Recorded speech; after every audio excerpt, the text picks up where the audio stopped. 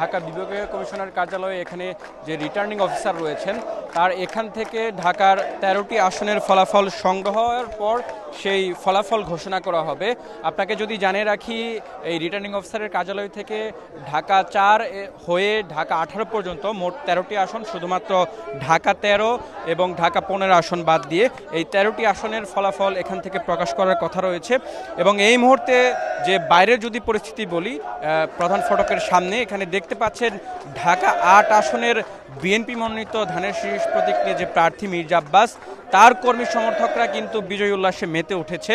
এখন পর্যন্ত আমরা যেটি জানতে পেরেছি, তার নিকটতম প্রতিদ্বন্দ্বী যিনি ছিলেন এনসিপির প্রার্থী নাসিরউদ্দিন পাটোয়ারি, তার চেয়ে কিন্তু তিনি ভোটে আগে আছেন।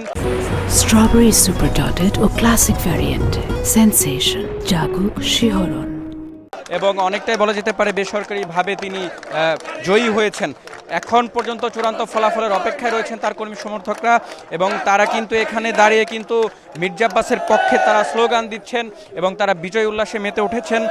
একই সাথে আপনাকে জানিয়ে রাখি, রাত 8:30টার দিকে রিটার্নিং অফিসারের কার্যালয়ে এসেছিলেন মির্জা আব্বাসের যে প্রতিদ্বন্দ্বী ছিলেন নাসিরউদ্দিন পাটোয়ারির নিকটতম প্রতিদ্বন্দ্বী, তিনি এসেছিলেন এবং তিনি এসে একটি অভিযোগ করেছিলেন যে তার বেশ কয়েকটি আসনে নাসিরউদ্দিন পাটোয়ারি এগিয়েছিলেন, তার ফলে এখানে একটি অনিয়মের একটি অভিযোগ এনেন। তিনি যেমনটি বলেছেন, দাবি করেছেন যে বাতিলকৃত ভোট মির্জা আব্বাসের পক্ষে যোগ করে তাকে জয়ী বানানোর একটি চেষ্টা করা হচ্ছে, এমনটি তিনি অভিযোগ এনেছিলেন।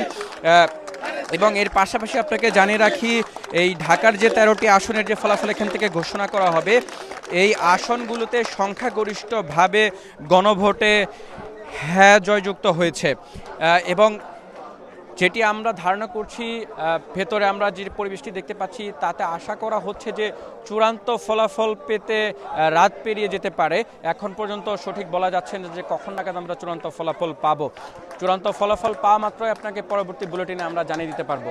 তো এখন পর্যন্ত এই ছিল আমার কাছে বিভাগীয় কমিশনার কার্যালয় থেকে ভোটের ফলাফলের সবশেষ আপডেট।